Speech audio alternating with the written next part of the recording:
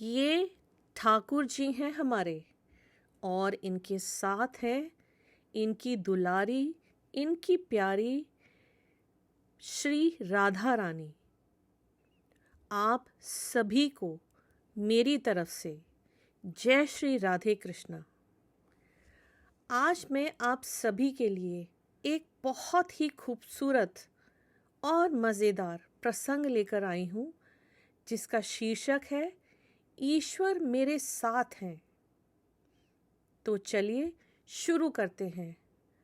मैं अपने ठाकुर जी की बहुत पूजा किया करता था, परंतु आज तक उनके कभी दर्शन नहीं किए या यूं कहें साक्षात्कार नहीं हुआ। एक दिन सुबह सुबह दरवाजे की घंटी बजी। दरवाज़ा खोला तो देखा एक आकर्षक कद काठी का व्यक्ति चेहरे पे प्यारी सी मुस्कान लिए खड़ा है। मैंने कहा, जी कहिए। तो उसने कहा, अच्छा जी, आप तो रोज़ हमारी ही गुहार लगाते थे। मैंने कहा, माफ़ कीजिए भाई साहब, मैंने पहचाना नहीं आपको। तो वो कहने लगे, भाई साहब, मैं वो हूँ जिसने तुम्हें साहेब बनाया है। अरे ईश्वर हूँ ईश्वर। तुम हमेशा कहते थे ना कि नज़र में बसे हो पर नज़र नहीं आते। तो लो आ गया। अब आज पूरे दिन तुम्हारे साथ ही रहूंगा। मैंने चिढ़ते हुए कहा, ये क्या मजाक है? अरे मजाक नहीं है, सच है। सिर्फ तुम्हें ही नजर आऊंगा, तुम्हारे सिवा कोई देख सुन नहीं पाएगा मुझे। कुछ कहता इससे पहले पीछे से माँ आ गई। अरे अकेला खड़ा खड़ा क्या कर रहा है यहाँ? चाय तैयार है, चल आजा अंदर। अब उनकी बातों पे थोड़ा बहुत यकीन होने लगा था और मन में थोड़ा सा डर भी था। मैं जाकर सोफे पर बैठा ही था तो बगल में वो आकर बैठ गए। चाय आते ही जैसे ही पहला घूंट पिया, मैं गुस्से से चिल्लाया, अरे माँ, ये हर रोज इतनी चीनी। इतना कहते ही ध्यान आया कि अगर ये सचमुच में ईश्वर हैं तो इन्हें कतई पसंद नहीं आएगा कि कोई अपनी माँ पर गुस्सा करे। अपने मन को शांत किया और समझा भी दिया कि भाई तुम नज़र में हो आज, जरा ध्यान से। बस फिर मैं जहाँ जहाँ, वह मेरे पीछे पीछे पूरे घर में। थोड़ी देर बाद नहाने के लिए जैसे ही मैं बाथरूम की तरफ चला तो उन्होंने भी कदम बढ़ा दिया। मैंने कहा, प्रभु यहाँ तो बख्श दो। खैर, नहाकर तैयार होकर मैं पूजा घर में गया। यकीनन पहली बार तन्मयता से प्रभु वंदन किया, क्योंकि आज अपनी ईमानदारी जो साबित करनी थी।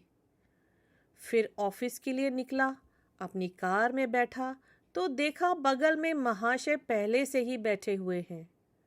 सफ़र शुरू हुआ तभी एक फ़ोन आया और फ़ोन उठाने वाला था कि ध्यान आया, तुम आज नज़र में हो, संभल के। कार को साइड में रोका, फ़ोन पर बात की और बात करते करते कहने ही वाला था कि इस काम के ऊपर के पैसे लगेंगे। पर ये तो गलत था, पाप था, तो प्रभु के सामने कैसे कहता। तो एकाएक ही मुंह से निकल गया, आप आ जाइए, आपका काम हो जाएगा आज। फिर उस दिन ऑफिस में ना स्टाफ पर गुस्सा किया, ना ही किसी कर्मचारी से बहस की। 25-50 गालियां तो रोज अनावश्यक ही निकाल जाती थी मुंह से, पर उस दिन सारी गालियां कोई बात नहीं, इट्स ओके में तब्दील हो गई। वह पहला दिन था जब क्रोध, घमंड, किसी की बुराई, लालच, अपशब्द, बेईमानी, झूठ ये सब मेरी दिनचर्या का हिस्सा नहीं बने। शाम को ऑफिस से निकला, कार में बैठा तो बगल में बैठे ईश्वर को बोल ही दिया, प्रभु सीट बेल्ट लगा लें, कुछ नियम तो आप भी निभाएं। उनके चेहरे पर संतोष भरी मुस्कान थी। घर पर रात्रि भोजन जब परोसा गया तब शायद पहली बार मेरे मुंह से निकला, प्रभु पहले आप लीजिए। और उन्होंने भी मुस्कुराते हुए निवाला मुंह में रखा। भोजन के बाद माँ बोली, आज पहली बार खाने में कोई कमी नहीं निकाली तूने, क्या बात है? सूरज पश्चिम से निकला है क्या आज? मैंने कहा, माँ आज सूर्योदय मन में हुआ है। रोज मैं महज खाना खाता था, आज प्रसाद ग्रहण किया है माँ, और प्रसाद में कभी कोई कमी नहीं होती। थोड़ी देर टहलने के बाद अपने कमरे में गया। शांत मन और शांत दिमाग के साथ तकिए पर अपना सिर रखा तो ईश्वर ने प्यार से सिर पर हाथ फेराया और कहा, आज तुम्हें नींद के लिए किसी संगीत, किसी दवा और किसी किताब के सहारे की ज़रूरत नहीं है। गहरी नींद गालों पे थपकी, कब रात बीत गई पता भी नहीं चला। कब तक सोएगा, जाग जा अब, माँ की आवाज़ थी। सपना था शायद। हाँ, सपना ही था, पर नींद से जाग गया। अब समझ में आ गया उसका इशारा। क्या था उसका इशारा? उसका इशारा था कि तुम नज़र में हो।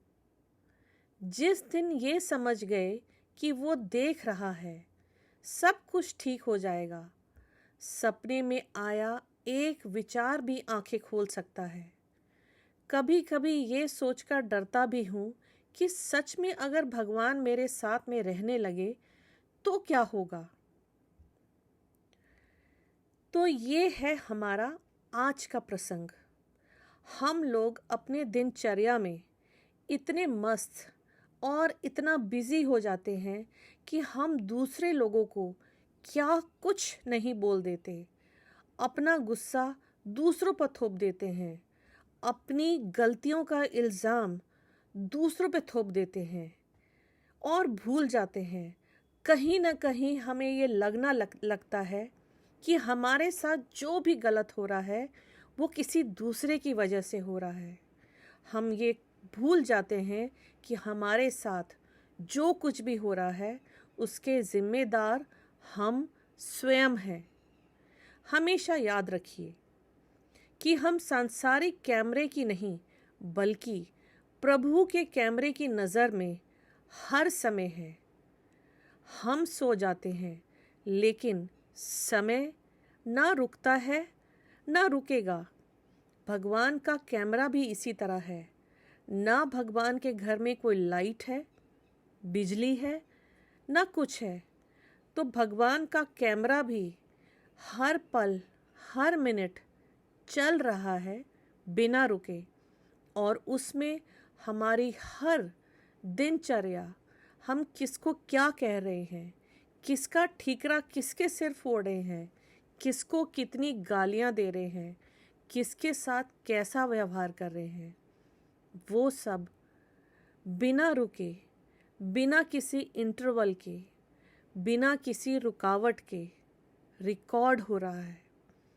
इसलिए अपना हर काम, अपना हर कर्म, अपना हर कदम, अपना हर शब्द सोच समझ के बोलिए, सोच समझ के उठाइए और सोच समझ कर अपना जीवन व्यतीत करिए।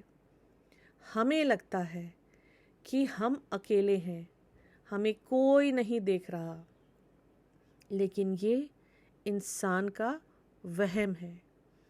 जो हम आज करते हैं वो लौट कर हमारे पास ज़रूर आता है और यही इसका सबसे बड़ा प्रमाण है। धन्यवाद। आपका दिन मंगलमय हो।